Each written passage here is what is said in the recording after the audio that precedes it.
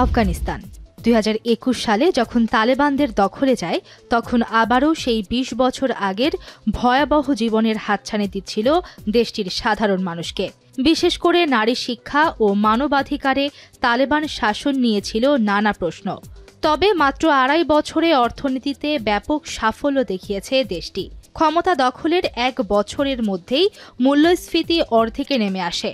রপ্তানি আয় ও রাজস্ব আদায়েও চমক দেখাচ্ছে তালেবান সরকার। সেই সঙ্গে কৃষি খাতে আছে অভাবনীয় সাফল্য। এত কম সময়ে যুদ্ধ বিধ্বস্ত অর্থনীতির এই উত্থানের পেছনে কি আছে? ২ দশকের যুদ্ধ শেষে যুক্তরাষ্ট্র ও ন্যাটো জোটের সেনাদের হটিয়ে ২০২১ সালের আগস্টে দ্বিতীয়বারের মতো ক্ষমতায় আসে তালেবানরা। ওয়ার্ল্ড ব্যাংকের তথ্য অনুযায়ী সেই বছর দেশটির জিডিপি ২০.৭% সংকুচিত হয়, যা ২০২২ সালের প্রথম দিকে আরও ৬.২% পর্যন্ত সংকুচিত হয়। তবে জিডিপির এই সংকোচন ওই বছরের মাঝামাঝি থেকে কমতে শুরু করে। অভ্যন্তরীণ আয় বেড়ে দাঁড়ায় ২.২ বিলিয়ন মার্কিন ডলারে, যা জিডিপিতে ১৫% যোগ করে। যদিও তা ২০১৯ সালের চেয়ে ৫.২ বিলিয়ন মার্কিন ডলার কম। স্ট্যাটিস্টার তথ্য মতে ২০২১ সালে জিডিপি ছিল ১৪.২৯, যা ২০২২ সালে বেড়ে দাঁড়ায় ১৪.৪৭ বিলিয়ন মার্কিন ডলারে।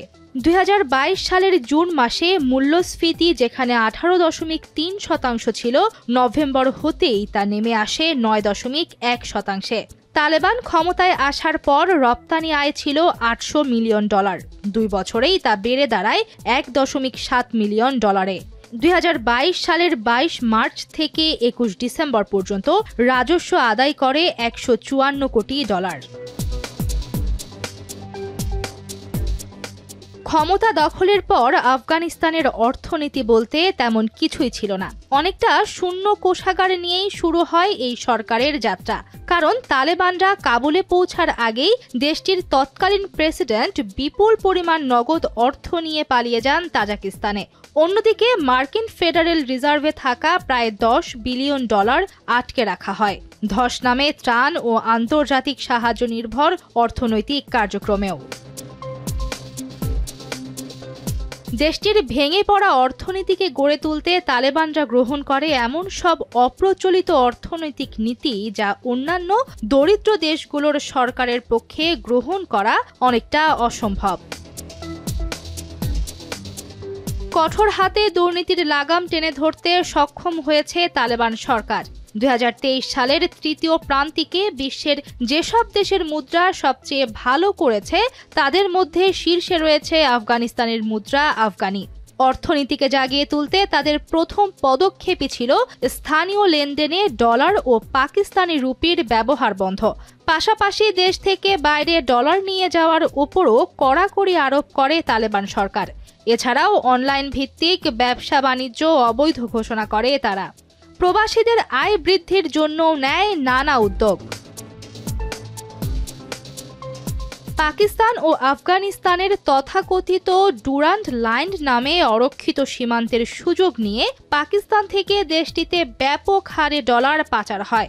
আর এই পাচার হওয়া ডলারও গতি সঞ্চার করছে আফগানিস্তানের অর্থনীতিতে। এছাড়া আফগানিস্তানের মুদ্রা ব্যবস্থাপনা দেশটির কেন্দ্রীয় ব্যাংকের হাতে নিয়ন্ত্রিত হয় না। নিয়ন্ত্রণ হয় দেশটির মানি এক্সচেঞ্জ ব্যবসায়ীদের হাতে, যারা সরাফ নামে পরিচিত। সরাফদের কাছে প্রতিদিন কোটি কোটি ডলারের সমপরিমাণ মুদ্রা হাত বদল হয়। আর এই বাজারে লেনদেনের ক্ষেত্রে কোনো সীমা নেই বলে জানানো হয় দেশটির কেন্দ্রীয় ব্যাংকের তথ্য অনুসারে। একটি টেকসই ভবিষ্যতের জন্য কৃষি হতে পারে প্রবৃদ্ধি ও দারিদ্র্য বিমোচনের মূল চালিকা শক্তি, যেখানে কর্মসংস্থান সৃষ্টির সম্ভাবনা রয়েছে। দেশটি নতুন করে গড়ে তুলতে ইমারতে ইসলামিয়া প্রশাসন কৃষি খাতের উন্নয়নেও পদক্ষেপ গ্রহণ করেন।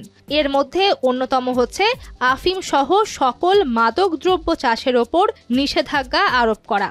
যদিও এ পদক্ষেপে বিশেষজ্ঞরা ধারণা করেছিলেন আন্তর্জাতিক স্বীকৃতি ও তহবিল পাওয়ার কৌশল হিসেবে উদ্যোগ নিয়েছিল দেশটি, কিন্তু বর্তমানে এটি ভুল প্রমাণিত হয়েছে। তালেবান নিষেধাজ্ঞার পর আফিম চাষ কমে গেছে ৯৫%। মাদকের পরিবর্তে জাফরান ও গম চাষকে বিকল্প হিসেবে গ্রহণ করে তারা। এতে তারা সফলও হয়েছেন। বিশ্বের অন্যতম দামি মশলা জাফরান চাষকারী বিশ্বের দ্বিতীয় বৃহত্তম উৎপাদনকারী দেশ এখন আফগানিস্তান। আফগান জাফরান অ্যাসোসিয়েশনের প্রধান মোহাম্মদ ইব্রাহিম আদেল বলেছেন, গেল ৮ মাসে ভারত, স্পেন ও সৌদি আরবের মতো দেশে প্রায় ৩০,০০০ কিলো জাফরান রপ্তানি করা হয়েছে। বিশ্বের দ্বিতীয় বৃহত্তম জাফরান উৎপাদনকারী দেশ আফগানিস্তান চলতি বছরে প্রায় ৫০ টন জাফরান সংগ্রহ করবে বলে আশা করছে। এছাড়াও ডালিম আফগানিস্তানের অন্যতম কৃষিপণ্য। দেশটি যেসব সেক্টরে উন্নতি লাভ করেছে তার মধ্যে জুস ও কোমল পানীয় অন্যতম। পামির কোলা সাফা নামে এক কোমল পানীয়ের প্রোডাক্ট উন্মোচন করা হয়েছে এবং মধ্যপ্রাচ্য ও ইউরোপ আমেরিকায় তার রপ্তানি হচ্ছে। এটিকে বিশ্বের সবচেয়ে বেশি বিক্রয়যোগ্য কোকা কোলার বিকল্প এবং স্বাস্থ্যকর পানীয় হিসেবে ধরা হয়েছে। বলা হয়, লিথিয়ামের ওপর ভাসছে আফগানিস্তান। দেশটির মাটির নিচে থাকা উত্তোলনযোগ্য লিথিয়ামের সম্পদ মূল্য বর্তমান বাজার অনুযায়ী $৩ ট্রিলিয়ন বা ৩ লাখ কোটি ডলার। তালেবান সরকার কোনো রাষ্ট্রের স্বীকৃতি না পেলেও এই ইস্যুতে কাজ করছে পরাশক্তি চীনের সাথে। বর্তমানে ২০টির বেশি চীনা প্রতিষ্ঠান আফগানিস্তানে কাজ করছে এবং শতাধিক চীনা কোম্পানি দেশটির খনিতে কাজ করার জন্য আফগানিস্তানের খনি মন্ত্রণালয়ে তাদের নামও নিবন্ধন করেছে।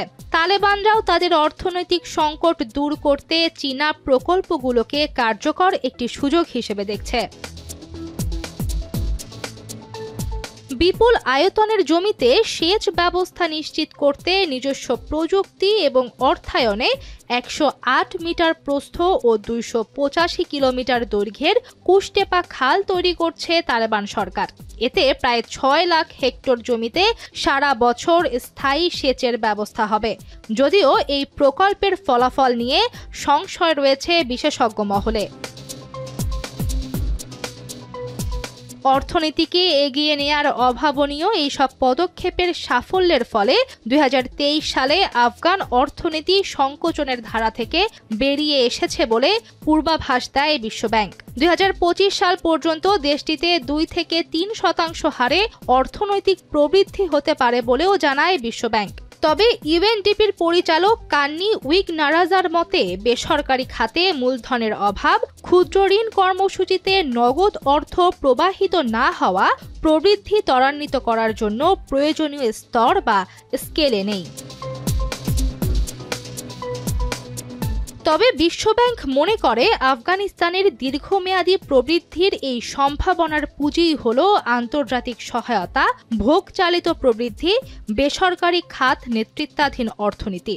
এই সম্ভাবনাকে বাস্তবায়নের জন্য কৃষি উৎপাদনশীলতা বাড়ানো, সেচ অবকাঠামো, ভূমির মেয়াদ নিরাপত্তা, গবেষণা এবং বাজারে প্রবেশাধিকারে কৌশলগত বিনিয়োগ প্রয়োজন।